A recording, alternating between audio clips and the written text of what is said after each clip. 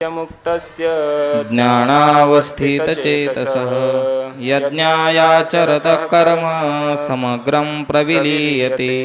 गतसङ्गस्य मुक्तस्य ज्ञानावस्थितचेतसः यज्ञायाचरतः कर्म समग्रं प्रविलीयते। गतसङ्गस्य मुक्तस्य ज्ञानावस्थितचेतसः यज्ञायाचरतः कर्म समग्रं प्रविलीयते।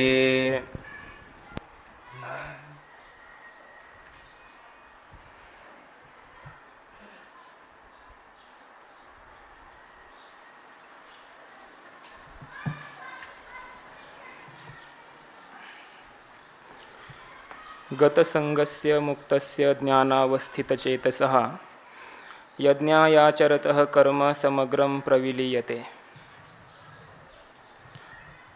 गतसंगस्य मुक्तस्य ज्ञानावस्थितचेतसः यज्ञाय आचरतः समग्रं कर्म प्रविलीयते। प्रस्तुत चौथ्या अध्यायामध्ये प्रस्तुत प्रकरणामध्ये ज्ञानी महापुरुषाचं वर्णन सुरू आहे। महापुरुषाची लक्षणं सांगणं सुरू आहे। ब्रह्मात्मैक्य ज्ञान संपन्न अशा महापुरुषाचा जो अनुभव असतो तो अनुभव या श्लोकांच्या द्वारे भगवान परमात्मा अर्जुनाला सांगत आहेत। त्यामध्ये मूळ या प्रकरणाचा आरंभ झाला तो कर्मातून झाला।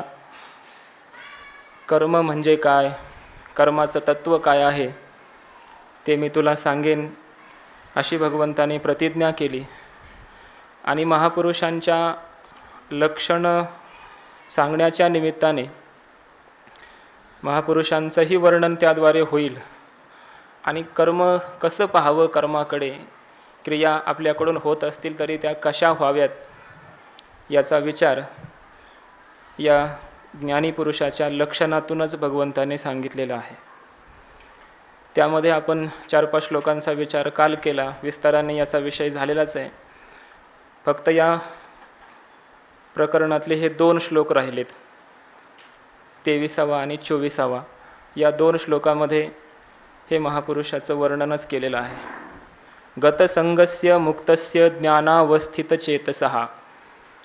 गतसंगस्य, गतः संगः यस्मात् सह गतसंगः, ज्याच्या अंतःकरणातून आसक्ती पूर्णपणे निघून गेलेली आहे असा जो गतसंग पुरुष आहे, संगरहित अशा प्रकारचा, आसक्तीरहित झालेला। मुक्तस्य म्हणजे बंधनातून जो मुक्त झालेला आहे अशा प्रकारचा, कर्मातून जो मुक्त झालेला आहे असा जो आहे तो ज्ञानावस्थितचेतसः। ज्ञाने अवस्थितं चेतः यस्य सः ज्ञानावस्थितचेताः तस्य ज्ञानावस्थितचेतसः। ज्ञानस्वरूपामध्येच ज्याचं चित्त स्थित झालेलं आहे, स्थिर झालेलं आहे असा, म्हणजे ज्याचं चित्त फक्त ज्ञानरूप अशा ब्रह्मालाच विषय करणारं आहे असा जो जीवनमुक्त महापुरुष, असा जरी यज्ञाय आचरतः, यज्ञ म्हणजे जे काही शास्त्रविहित कर्म आहे, शास्त्रविहित अशी यज्ञ आहेत, अशी लौकिक अलौकिक अशा प्रकारची कर्म यज्ञ आचरतः पुरुषस्य, आचरणारा असा जो पुरुष आहे त्याची सगळी कर्म समग्रम कर्म प्रविलीयते, त्याची संपूर्ण कर्म लीन अशा प्रकारची होतात। आपल्याच आत्मस्वरूपामध्ये सगळी कर्म लीन होतात। त्या कर्मापासून पाप आणि पुण्याची उत्पत्ती होत नाही। त्याच्या अंतःकरणामध्ये, ज्याच्या अंतःकरणामध्ये आसक्ती नाही, कर्मबंधनातून मुक्त झालेला आहे, ज्ञानस्वरूपातच ज्याचं चित्त आहे असा महापुरुष जरी यज्ञासाठी म्हणून काही कर्म करील, कारण पुढे काही यज्ञ सांगणार आहेत, अशी यज्ञ जरी तो करणारा जरी असेल तरीसुद्धा त्या यज्ञरूप कर्मापासून त्याला कोणत्याही प्रकारचे फल प्राप्त होत नाहीत। फल म्हणजे पाप किंवा पुण्याची उत्पत्ती होत नाही। जन्माला कारणीभूत ठरणारे अशा प्रकारचे ते कर्म होत नाहीत. त्याची संपूर्ण कर्म ही प्रविलीयते आत्मस्वरूपामध्येच लीन अशा प्रकारची होतात, ब्रह्मरूप अशा प्रकारची होतात.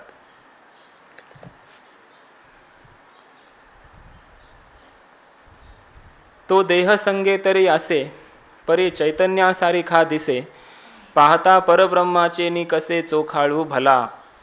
माऊली म्हणताय तो देह संगे तरी असे, म्हणजे देहाच्या संगामध्ये तर तो आहे, याचा अर्थ देहामध्ये आहे. त्यानं देहाला सोडलेलं आहे असं नाही, कारण ज्ञान झालेलं आहे आणि प्रारब्ध उरलेलं आहे. म्हणून प्रारब्धाच्या उरलेल्या अशा त्या जीवनामध्ये, जसं तुकोबाराय म्हणतात, तुका म्हणे मुक्ती परिनेली नोवरी, आता दिवसचारी खेळी मेळी, असं त्याचं जीवन आहे. देह संगे तरी असे, त्याला देह आहे, त्या देहाच्या सानिध्यामध्ये तो राहतोय लौकिक दृष्टीने. परी चैतन्यासारिखा दिसे, परंतु त्याला जर पाहिलं वास्तविक दृष्टीनं तर त्याचं ते जे आसनं आहे, आता ज्ञानोत्तर आसनं जे आहे ते चैतन्यासारखं आहे. चैतन्यासारखं आहे म्हणजे इथं या ओवीमध्ये त्या ज्ञानी महापुरुषाला 2 उपमा दिल्यात, आणि त्या दिल्यात एक चैतन्याची आणि एक परब्रह्माची. माऊलींचं हे एक विशेष अशा प्रकारचं अलौकिक असं हे वर्णन आहे. त्या ज्ञानीपुरुषाचं वर्णन चाललं आहे आणि उपमा दिली चैतन्याची आणि परब्रह्माची.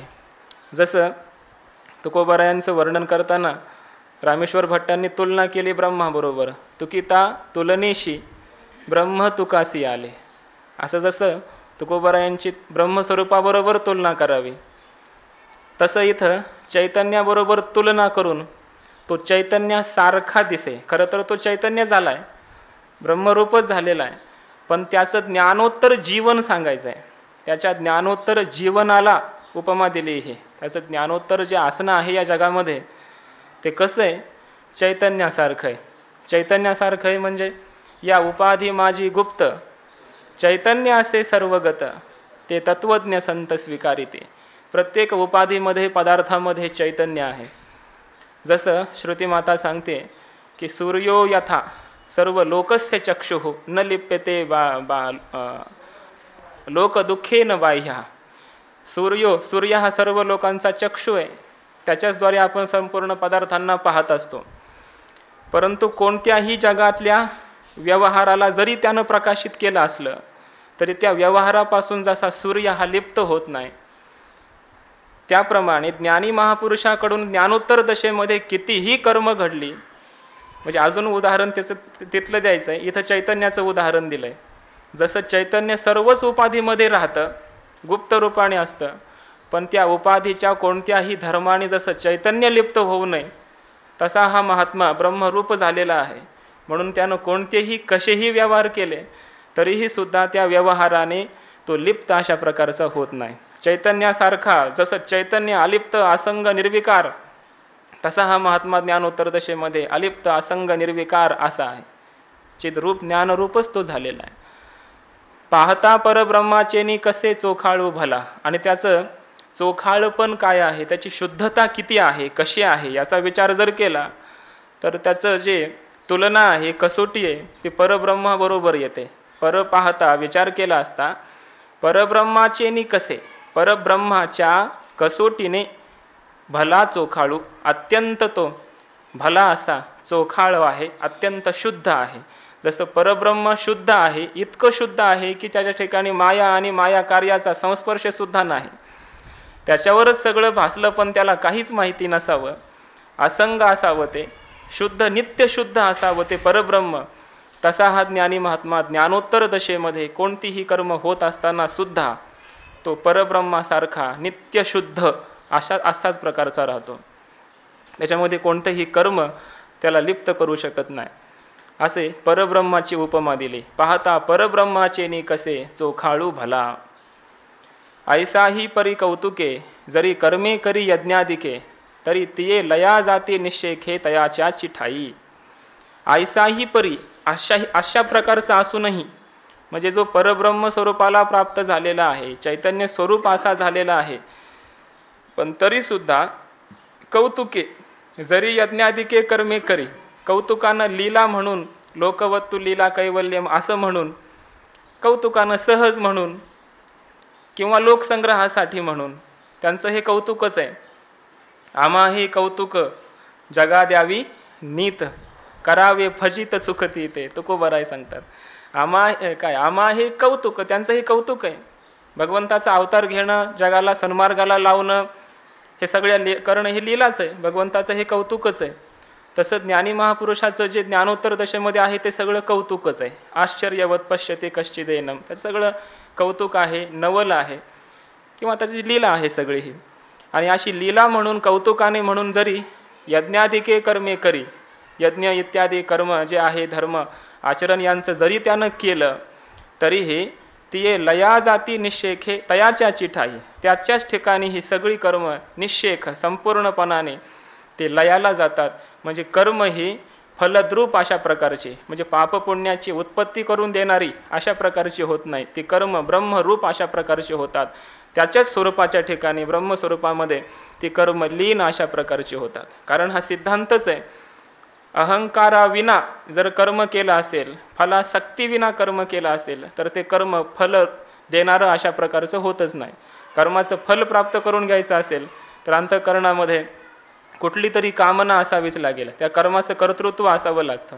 म्हणून संपूर्ण मीमांसा शास्त्र हे आत्म्याला कर्ता भोगता असं मानणारं आहे.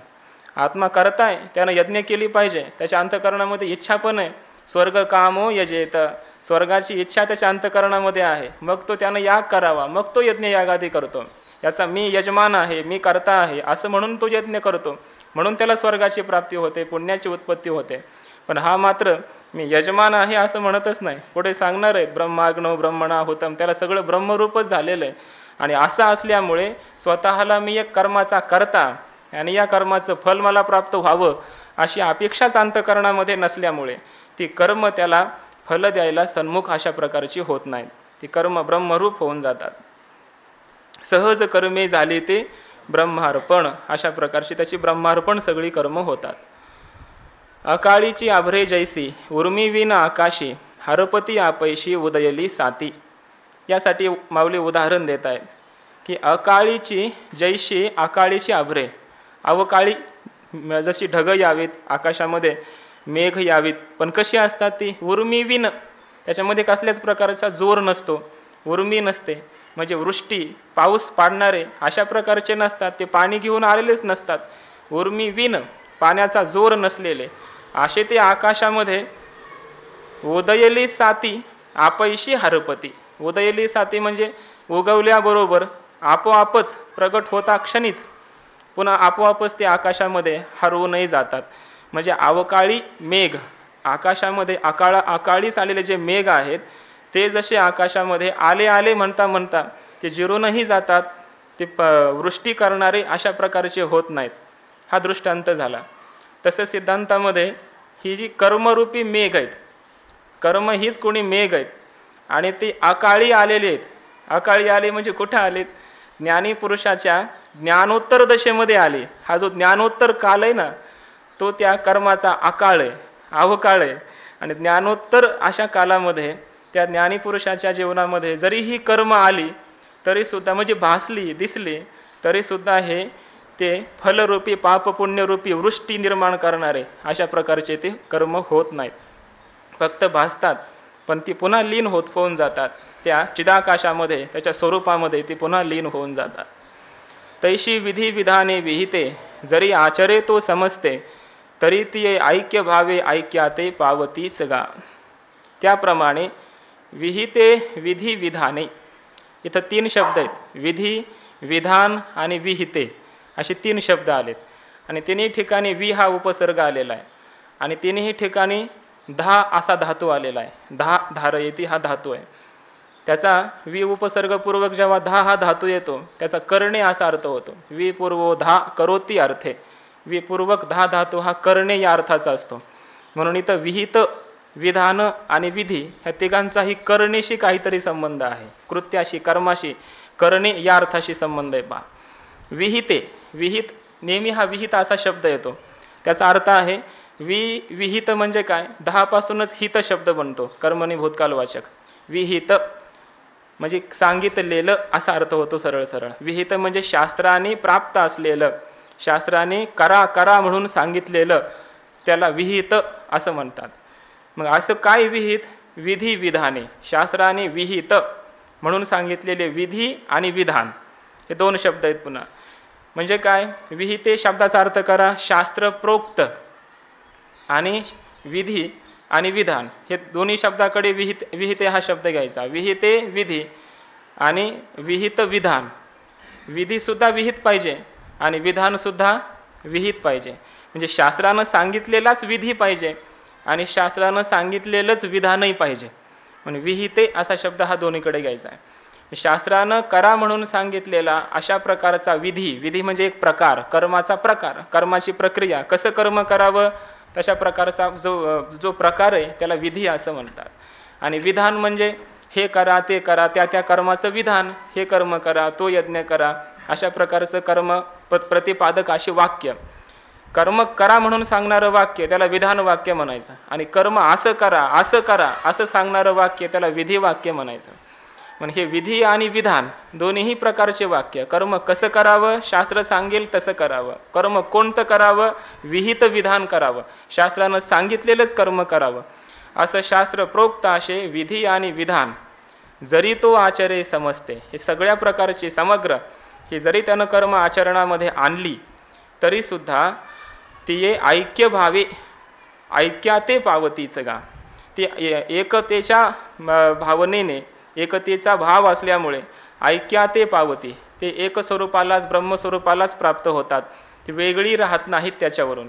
मग त्यानं जरीही कितीही कर्म केले तर त्याच्या अंतःकरणामध्ये अद्वैत भाव आहे, अद्वितीयतेचा भाव आहे, ऐक्य भाव आहे.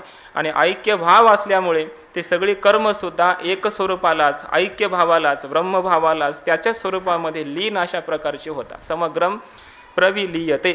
असं का होतं? कारण त्याच्या अंतःकरणामध्ये क्रियाकारक आधी कोणताच व्यवहार राहिला नाही. स्वतःला तो मी कर्म करणारा, हे कर्म हे करण आहे, हे एक यज्ञ आहे, कर्म आहे, तो यज्ञ मी करणारा आहे, यज्ञाची वेगवेगळी हे सामुग्री आहे, असा द्वैत भाव त्याच्या अंतःकरणात नाहीच आहे. तो ज्या त्या पदार्थाला पाहतो तो चैतन्य रूपानेच पाहतो, ब्रह्मरूपानेच पाहतो, असा तो पाहतो. त्याचं हे पाहणं कसं आहे, त्याची ज्ञानाची समजूत, त्याचं समजूत कशी आहे ते या श्लोकामध्ये सांगतायत. ब्रह्मार्पणं ब्रह्महविर्ब्रह्माग्नौ ब्रह्मणाहुतं ब्रह्मैव तेन गन्तव्यं ब्रह्मकर्म समाधिना. ब्रह्महविर्ब्रह्माग्नौ ब्रह्मणाहुतं ब्रह्मैव तेन गन्तव्यं ब्रह्मकर्म समाधिना. ब्रह्मार्पणं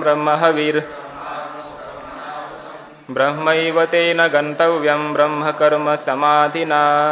ब्रह्म अर्पणम ब्रह्म हविः ब्रह्माग्नौ ब्रह्मणाहुतं ब्रह्मैव तेन गन्तव्यं ब्रह्मकर्म समाधिना. ब्रह्म अर्पणम अर्प्यते अनेन इति अर्पणम. अर्प्यते म्हणजे अर्पण ज्याच्याद्वारे केलं जातं त्याला अर्पण पात्र म्हणतात. म्हणजे श्रुवा नावाचे काही यज्ञामध्ये असे पात्र असतात, काही थाळ्या असतात, काही पळ्या असतात. ते या पळीनं त्या यज्ञ कुंडामध्ये ते हवन करायचे. ते जे साधन आहेत त्याला अर्पण म्हणतात. अर्पण. आणि ते कोण आहे? हा ज्ञानी महात्मा त्याला पाहताना ते कर्माचं साधन आहे, कर्माचं एक अंग मानले त्याला मीमांसेमध्ये.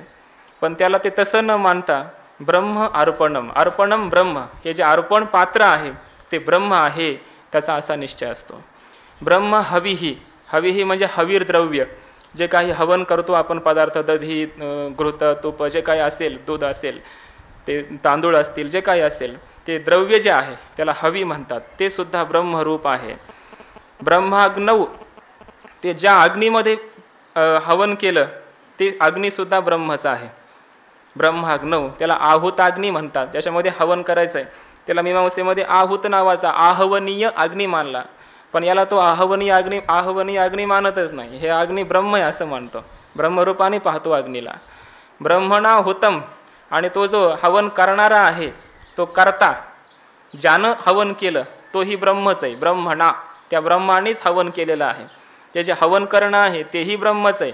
ते आहुत हवन केलेले पदार्थ आणि ते हवन करण्याची क्रिया ती सुद्धा ब्रह्मच आहे. हवन करणारा जो आहे तोही ब्रह्मच आहे, ब्रह्मानेच हवन केलेलं आहे. म्हणजे कर्तासुद्धा ब्रह्मच आहे असं तो मानतो. आणि तेन ब्रह्मकर्म समाधीना ब्रह्मैव गंतव्यम, अशा त्या ब्रह्मकर्म समाधी असलेल्या पुरुषाकडून ब्रह्मच गंतव्य आहे, प्राप्तव्य आहे. त्याला फलश्रुतीसुद्धा त्या यज्ञाची ब्रह्माचीच होते. कसा आहे तो? ब्रह्मकर्म समाधीना, म्हणजे ब्रह्म हेच कर्म त्याला झालेलं आहे. सगळं कर्म हे सुद्धा ब्रह्मच आहे. आणि ब्रह्मरूप कर्माच्या ठिकाणी ज्याची अंतःकरणाची वृत्ती स्थिर झालेली आहे, समाधी समाधानम, ब्रह्मरूप कर्माच्या ठिकाणी ज्याचं मन समाहित झालेलं आहे, असा जो पुरुष त्याला म्हणतात ब्रह्मकर्म समाधी असा पुरुष. आणि त्या पुरुषाकडून होणारी सगळी कर्म आणि त्या कर्माचं फल ब्रह्मैव तेन गंतव्यम, त्याचं गंतव्य प्राप्तव्य फल हे सुद्धा ब्रह्मच आहे. अर्पण ब्रह्म आहे, हवी ब्रह्म आहे, अग्नी ब्रह्म आहे, कर्ता ब्रह्म आहे, हवन क्रिया ब्रह्म आहे. आणि त्या ब्रह्मकर्म समाधी अशा पुरुषाला प्राप्त होणारं फल ते सुद्धा ब्रह्मच आहे.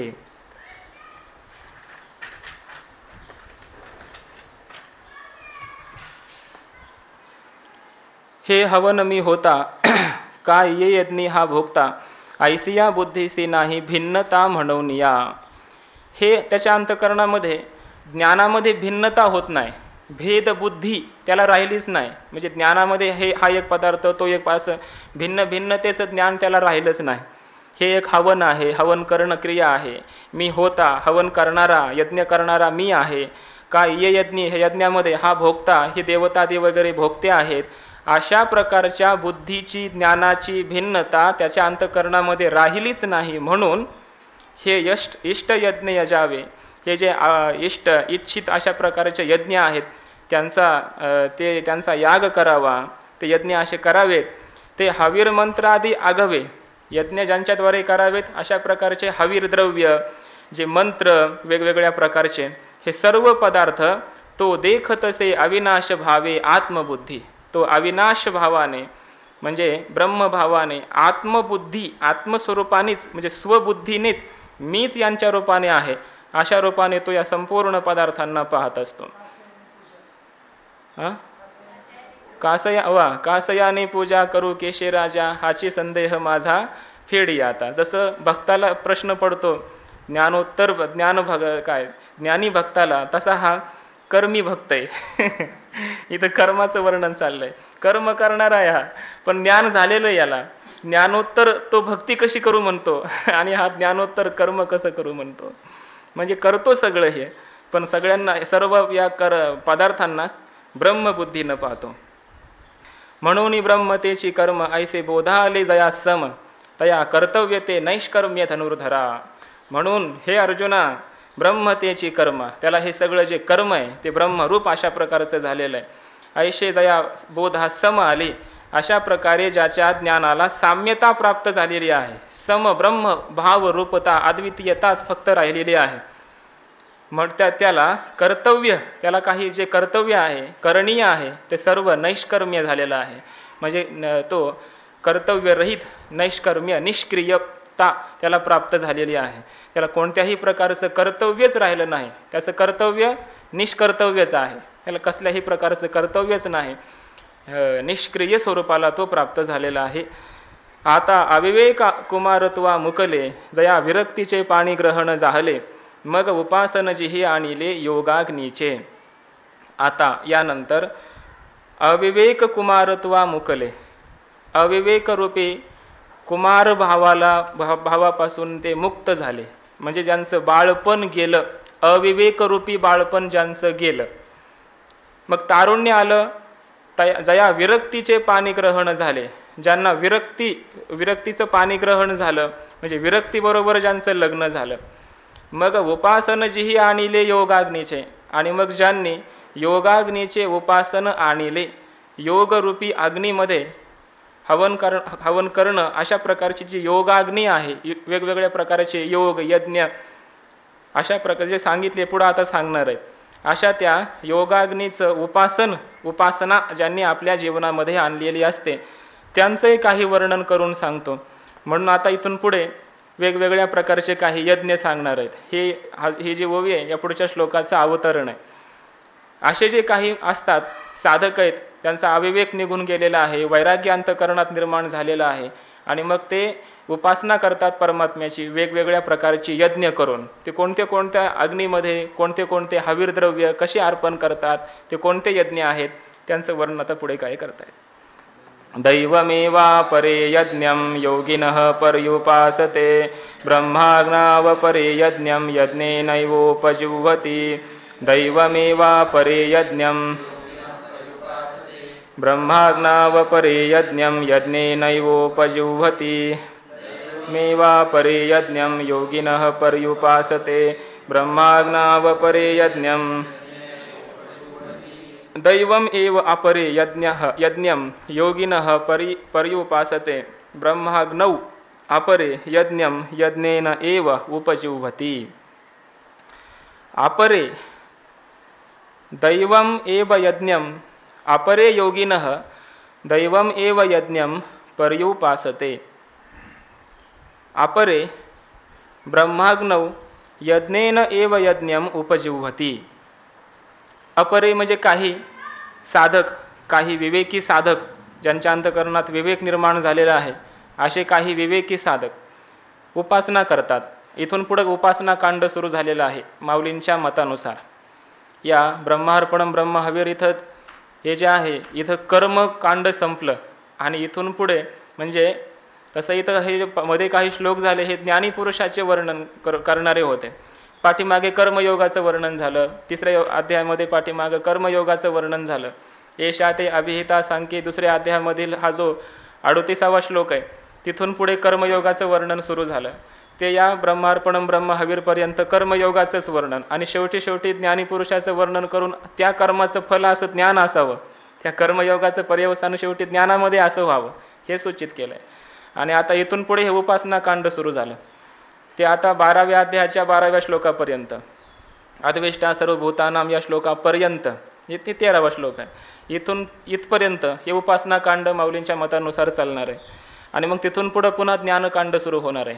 अर्धा 12वा अध्याय आणि पुढं 13वा 14वा आणि 15व्या अध्यायाच्या शेवटापर्यंत ज्ञानकांड आहे. तर हे आता इथून पुढचे श्लोक हे उपासना कांडामध्ये येतात. या उपासनेचंही फल शेवटी ज्ञानातच झालं पाहिजे, या उपासनेचं पर्यवसानही शेवटी ज्ञानयोगातच झालं पाहिजे, असंही आता पुढे या श्लोकांचं काही वर्णन करून पुढे ज्ञानयज्ञाचं वर्णन करणार आहे. जसं कर्मयोगाचं वर्णन केलं आणि शेवटी त्याचं फलश्रुती ज्ञानामध्ये सांगितले, तसं आता उपासनेचं काही वर्णन करून यज्ञांचं वर्णन करून शेवटी तद्विधी प्रणिपातेन किंवा या सर्व यज्ञामध्ये ज्ञानयज्ञ हा श्रेष्ठ आहे असं म्हणून त्या ज्ञानयज्ञात यांचं पर्यवसान झालं पाहिजे असं वर्णन करणार आहेत.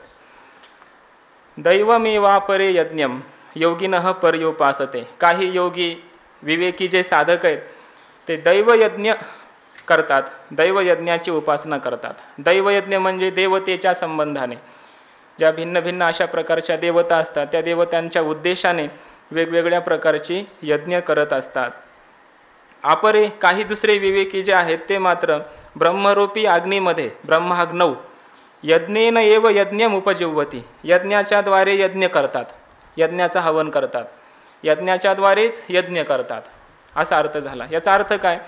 यज्ञाच्या द्वारे यज्ञ करतात म्हणजे याचा अर्थ करत असताना भाष्यकारांनी वगैरे टीकाकारांनी किंवा माऊलींनी सुद्धा असा केलेला आहे की तो आपल्या जीवाची ब्रह्मस्वरूपामध्ये आहुती देतो.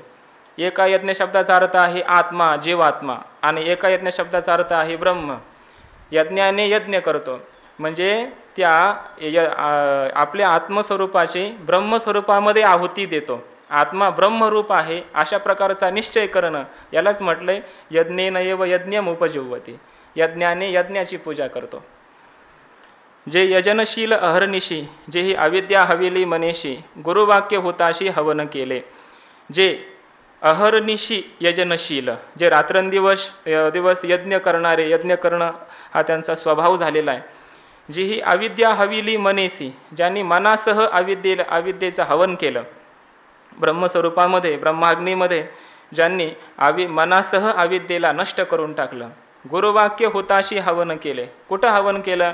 श्री गुरूंचं जे वाक्य आहे, तत्वमसी महावाक्य आहे, त्या महावाक्यरूपी अग्नीमध्ये, अहम ब्रह्मास्मी अशा त्या अग्नीमध्ये, हुताशी अग्नीमध्ये हवन केले. अविद्येसहित त्या मनाला ज्यांनी हवन करून टाकलेलं आहे, नष्ट करून टाकलं, असे काही विवेकी साधक असतात. तीही योगाग्नी की यजिजे तो दैवयज्ञू म्हणिजे जेणे आत्मसुख कामिजे पंडुकुमरा. त्यांनी जे योगाग्निकी अशा प्रकारच्या योग हा ज्यांची अग्नी आहे, असे जे अग्निहोत्री आहेत, यांच्या अशा पुरुषाकडून जे यजन होतं त्यालाच दैवयज्ञ असं म्हटलं जातं. जेणे आत्मसुख कामिजे पंडुकुमरा, की ज्यांच्याद्वारे आत्मसुखाचीच कामना, इच्छा, अपेक्षा केली जाते आणि मग अशा प्रकारचा हा दैवयज्ञ केला जातो. हा यज्ञसुद्धा आत्मसुखाच्या इच्छेने केला जातो. दैवास्तव देहाचे पाळण जो चिंतेना देह भरण तो महायोगी जान दैवयोगी. दैवास्तव देहाचे पाळण, दैवास्तव म्हणजे प्रारब्धानेच या देहाचं पालन पोषण होत असतं. म्हणून जो चिंतेना देह भरण, देहाचं पालन पोषण कसं होईल याची तो काही चिंता करीत नाही. तो महायोगी जान दैवयोगी. दैवयोगी असा हा दैवयाग यज्ञ अनुष्ठान केला असल्यामुळे तो या योगाने संबंधामुळे महायोगी जान, तो खरा महान असा प्रकारचा योगी आहे की जो या देहाची स्वतःची कसल्याही प्रकारची चिंता न करता आत्मसुखाच्या इच्छेने प्रवृत्त होऊन आपल्या जीवाची ब्रह्मस्वरूपामध्ये आहुती देतो. असा जो साधक आहे तो मात्र महायोगी आहे असं जाणलं पाहिजे. त्याचं वर्णन केलेलं आहे. आता अवधारी सांगेन अनिक जे ब्रह्माग्नी साग्निक तया ते यज्ञेची यज्ञू देख उपासिजे. आता अवधारी आणखी तो ऐक, सांगेन अनिक आणखी काही सांगेन, जे ब्रह्माग्नी साग्निक, जे साग्निक म्हणजे अग्निहोत्री, साग्निकचा अर्थ होतो नित्य नियमाने त्या अग्नीची उपासना करणारे, अग्निहोत्र करणारे, त्यांना साग्निक असं म्हणतात. अग्निहोत्री असे जे कोणी आहेत ते मात्र काय करतात, ब्रह्माग्नी त्या ब्रह्मरूपी अग्नीमध्येच तया ते यज्ञेची यज्ञू देख उपासिजे, यज्ञानेच यज्ञ उपासतात, यज्ञ करतात, यज्ञाने यज्ञ करतात. म्हणजे जीव हा ब्रह्मरूप आहे अशा प्रकारची धारणा करतात आणि जीवरूपी यज्ञाच्या द्वारे त्या ब्रह्मस्वरूपामध्ये त्या या आपल्या आत्मस्वरूपाची आहुती देऊन असा हा ब्रह्मयज्ञ करतात. ब्रह्माग्नीमध्येच असा हा यज्ञ ते करतात. श्रोत्रादीनिंद्रियाण्यन्ये संयमाग्निषु जुह्वति शब्दादीन विषयानन्य इंद्रियाग्निषु जुह्वति.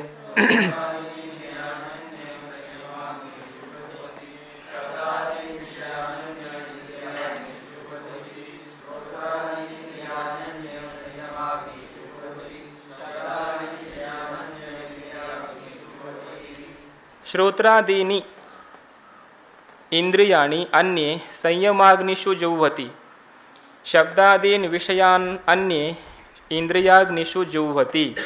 अन्य आणखी काही विवेकी साधक श्रोत्रादीनी इंद्रियाणी, श्रोत्राची ज्ञानेंद्रिय आहेत ती ज्ञानेंद्रिये संयमरूपी अग्नीमध्ये हवन करतात. म्हणजे ज्ञानेंद्रियांचा संयम करणं हाच त्यांचा यज्ञ असतो, असा ते यज्ञ करतात. काही जण मात्र शब्दादीन विषयान, शब्दादी शब्दस्पर्श रूप रस गंध हे जे पंचविषय आहेत, या पंचविषयांची आहुती इंद्रियाग्निषु जुह्वति, इंद्रियरूपी अग्नीमध्ये देतात. म्हणजे आपापले जे विषय आहेत इंद्रियांचे ते विषय त्या इंद्रियांना देतात. याचा अर्थ शास्त्रविहित अशा कर्ममार्गाचं अनुष्ठान करतात. शास्त्रानं जे काही शास्त्रविहित विषय सांगितले अशाच विषयांचा उपभोग घेतात, असा ते विषय यज्ञ करतात. एक संयमाग्नी होत्री ते युक्तित्रयाच्या मंत्री यजन करीती पवित्री इंद्रिय द्रव्यी.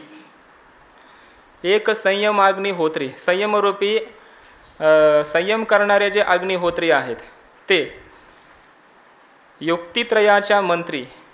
युक्तित्रय हाच मंत्र. कोणते युक्ती तर 3 प्रकारचे बंध सांगितलेले आहेत. स्थूल मूलबंध, जालंधर बंध, ओढियाना बंध. हे जे बंध आहेत हेच 3 बंध जणू काही 3 युक्ती आहेत. यांनाच मंत्र असं म्हटलं आहे. आणि याच मंत्रांनी यजन करीती पवित्री इंद्रिय द्रव्यी, इंद्रियरूपी द्रव्यांच्याद्वारे ते संयमरूपी अग्नीमध्ये, पवित्र अशा संयमरूपी अग्नीमध्ये ते हवन करतात, यजन करतात, इंद्रियांचा संयम करतात. एका वैराग्य रवी विवळे तव संयती विहार केले तेथ अपावृत झाले इंद्रिया नळ. एका काहींना वैराग्य रवी विवळे, वैराग्यरूपी सूर्य विवळे प्रकाशित होतो, त्यांच्या अंतःकरणामध्ये वैराग्य निर्माण झालं. खालच्या यज्ञाचं वर्णन आहे, शब्दादीन विषयान अन्य, त्याचं वर्णन.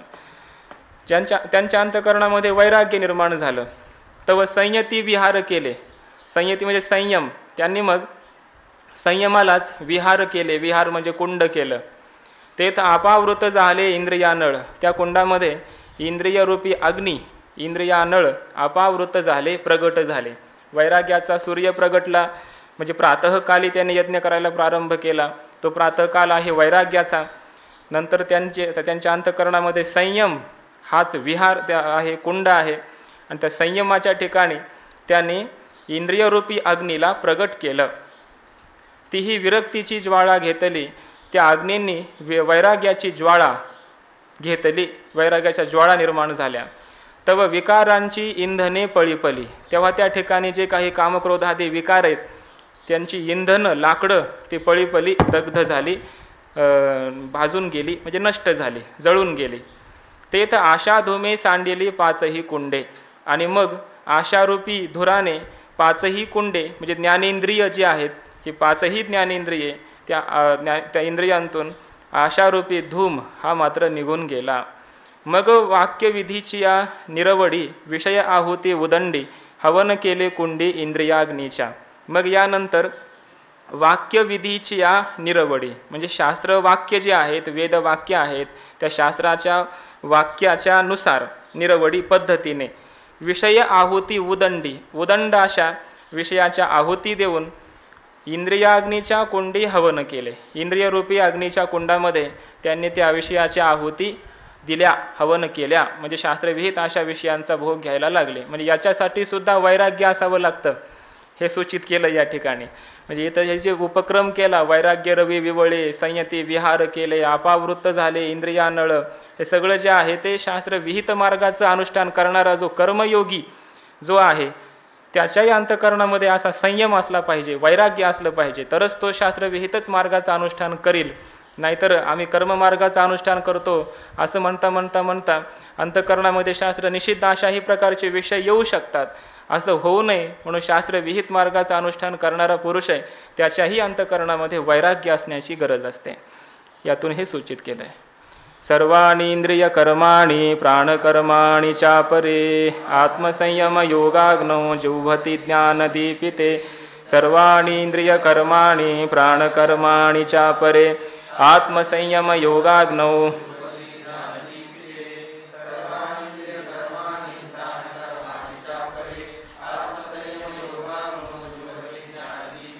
सर्वाणि इंद्रिय कर्माणि प्राणकर्माणि च अपरे आत्मसंयम योगाग्नौ जुह्वति ज्ञानदीपिते. अपरे आणखी काही जण दुसरे, सर्वाणि इंद्रिय कर्माणि च प्राणकर्माणि ज्ञानदीपिते आत्मसंयम योगाग्नौ जुह्वति.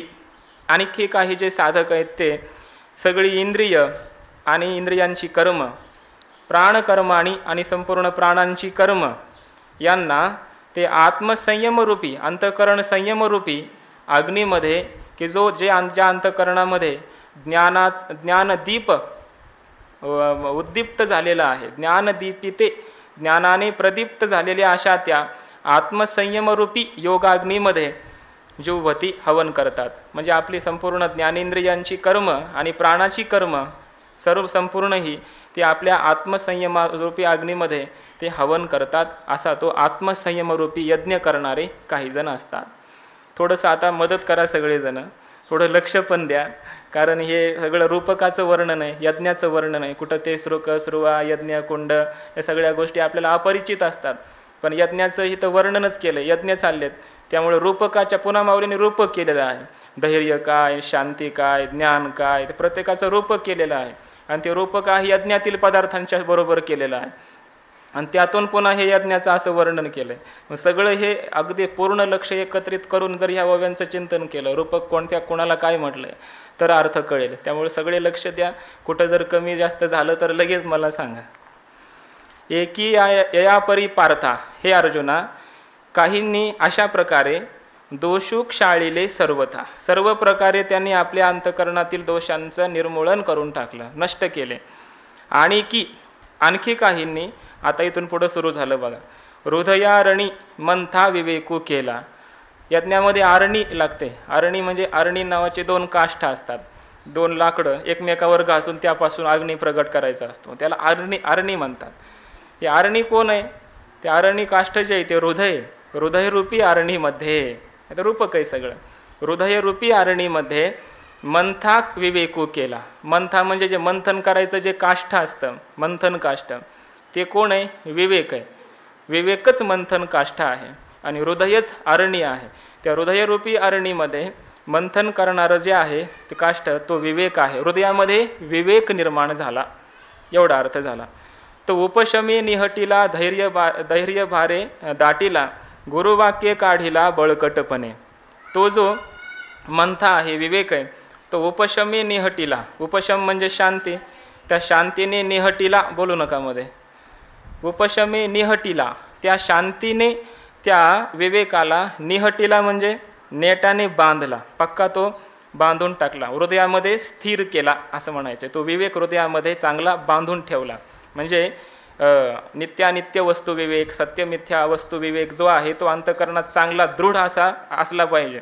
नाहीतर कधी कधी तो विवेक निघूनही जाऊ शकतो. अंतःकरणात कधी आसक्ती निर्माण झाली तर विवेकही जाऊ शकतो. म्हणून तो उपशमी निहटीला, शांतीने तो अंतःकरणामधला जो शम आहे, उपशम आहे, शांती आहे, तिनेच तो निहटीला चांगला दृढ बांधून ठेवला. धैर्य भारे दाटीला, धैर्य सात्विक जे धैर्य आहे त्या सात्विक धैर्याच्या भाराने त्याला दाटला म्हणजे चांगला दाबला, म्हणजे तो पुन्हा घट्ट असा केला, स्थिर केला. गुरुवाक्य काढिला बळकटपणे, गुरुवाक्य गुरूंनी सांगितलेले जे काही साधना कशी करावी ही सांगणारी वाक्य, ती वाक्य घ्यायची इथं. किंवा गुरूंनी सांगितलं तू ब्रह्म आहेस म्हणून हे त्यांचं जे वाक्य आहे त्या वाक्याचं चिंतन करणं हे गुरुवाक्य. गुरुवाक्य काढिला बळकटपणे, काढिला म्हणजे घुसळला, त्या विवेकाचं हृदयामध्ये मंथन सुरू झालं. बळकटपणे दृढपणाने त्या अंतःकरणामध्ये त्या विवेकाचं गुरूंनी सांगितलेल्या वाक्यानुसार विचार मंथन अंतःकरणामध्ये सुरू झालं. ऐसे समरसे मंथन केले ते तर झडकरी काजा आले जे उज्जीवन झाले ज्ञानाग्नीचे. असं समरसे मंथन केले. समरसे म्हणजे सर्व वृत्तीच्या ऐक्याने, तत्परतेने असा अर्थ केला. समरसे म्हणजे जीव आणि ब्रह्म एकच आहे अशा साम्य स्थितीने, समरसतेने असा अर्थ नाही इथं घ्यायचा, साधना चालली आहे. समरसे मंथन केले म्हणजे पूर्ण ऐक्याने, दृढतेने मंथन त्यानं केलं विवेकाचं हृदयामध्ये. ते तर झडकरी काजा आले आणि त्यामुळं त्या ठिकाणी लवकरच ते मंथन करणं कामाला आलं. त्याचं काय काम झालं, त्यातून निष्पत्ती काय झाली, जे उज्जीवन झाले ज्ञानाग्नीचे. ज्ञानरूपी अग्नीचं उज्जीवन, प्रागट्य त्या अंतःकरणामध्ये झालं. विवेकाचं मंथन झालं, दृढ झालं, स्थिर झालं आणि त्यामुळे ज्ञानरूपी अग्नी त्या हृदयामध्ये प्रगट झाला. हेच त्या विवेकाचं कार्य लवकर सिद्ध झालं. पहिला वृद्धिसिद्धीचा संभ्रमू तो निवर्तोनी गेला धूमू मग प्रगटला सूक्ष्म विस्फुलिंगू. पहिल्यांदा मात्र असं झालं होतं की वृद्धिसिद्धीचा जो संभ्रम म्हणजे मोह, अगोदर वृद्धिसिद्धी ते ज्ञानाच्या अगोदर रिद्धिसिद्धी आल्या. त्याचा मोह जो अंतःकरणामध्ये होता तो निवर्तोनी गेला धूमू, तो एक धूर होता, तो धूरही आता निघून गेला. या रिद्धिसिद्धीविषयीचा मोह राहिला नाही. मग प्रगटला सूक्ष्म विस्फुलिंगो, मग त्या हृदयामध्ये सूक्ष्म असा, थोडासा, छोटासा असा विस्फुलिंग म्हणजे ठिणगी, ज्ञानाग्नीची एक ठिणगी सुरुवातीला निर्माण झाली. तया मनाचे मोकळे तेची पेटवण घातले जयमनियमी हळूवारले आयते होते. मग ती जी ठिणगी आहे तिचा पुन्हा ज्ञानाग्नी प्रगट व्हावा, विशेष रूपाने व्हावा याकरता म्हणून त्यात पेटवण घातलं, काही इंधन घातलं, लाकडं घातली. कोणती? मनाची.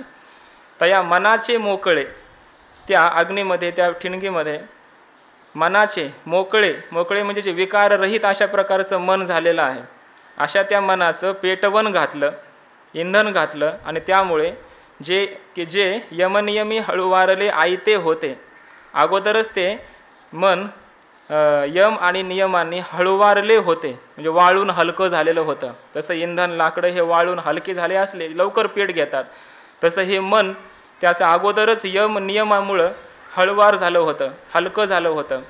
असं त्याचं ते मोकळं असलेलं मन त्या मनाचं पेटवण त्या ज्ञानाग्नीमध्ये घातलं आणि त्यामुळं तो अग्नी पुन्हा विशेष रूपाने प्रगट झाला.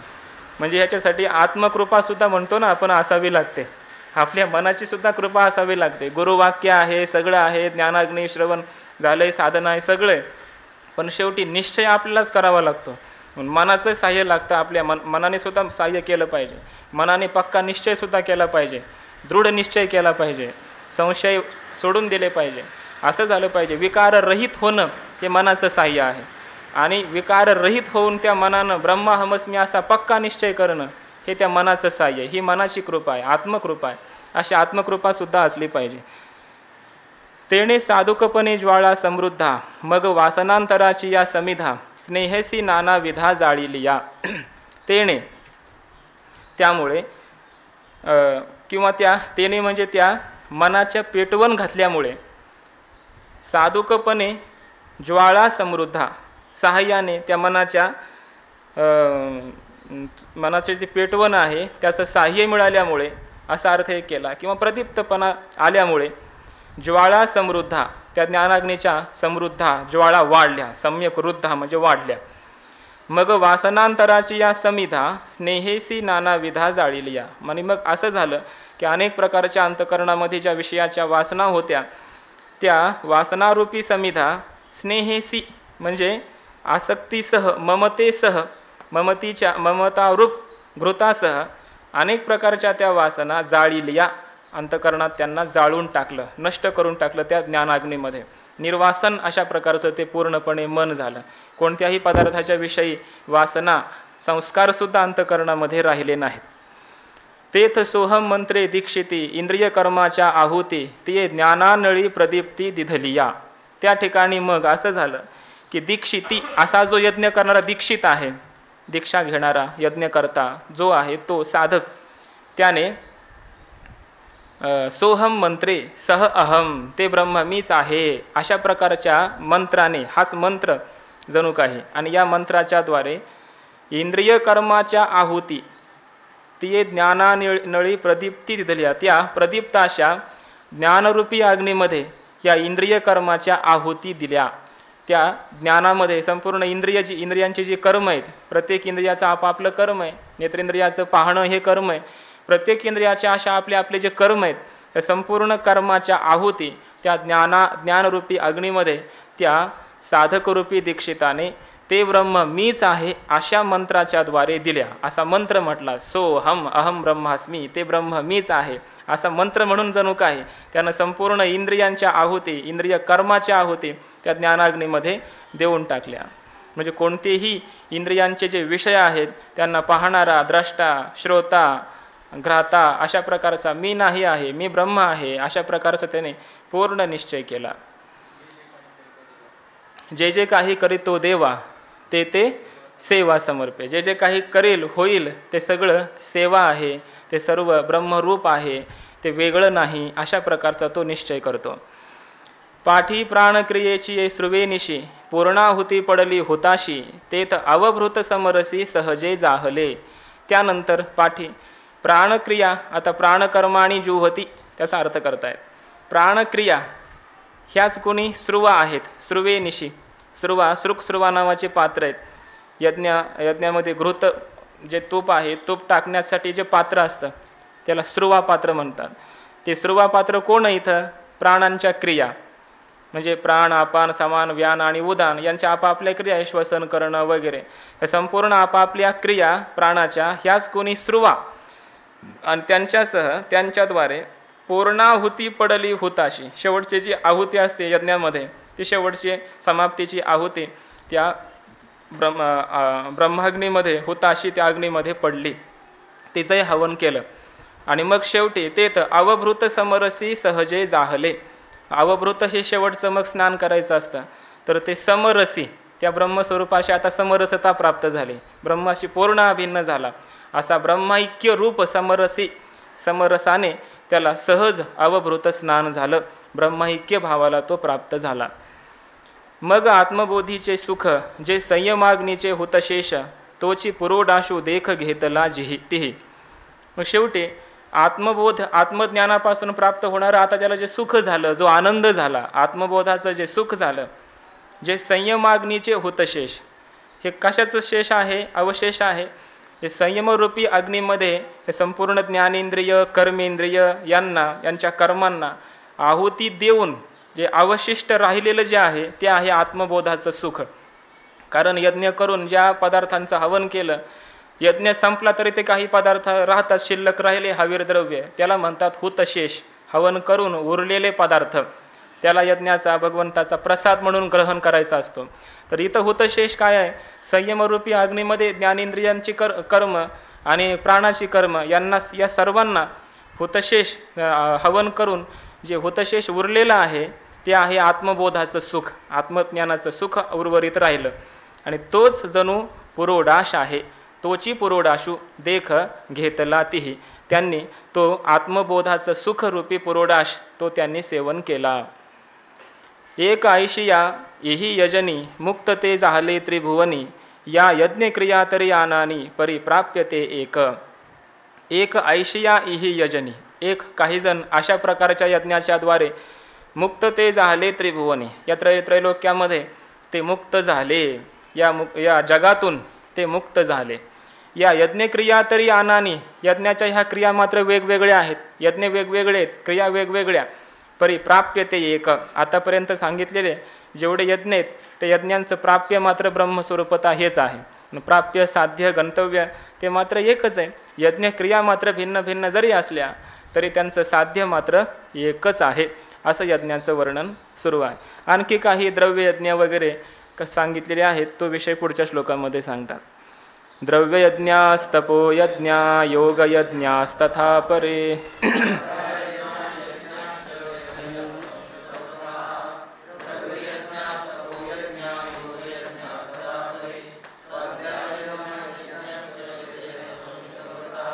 पुंडलिक वरदा हरी विठ्ठल श्री ज्ञानदेव तुकाराम माऊली ज्ञानेश्वर महाराज की जय.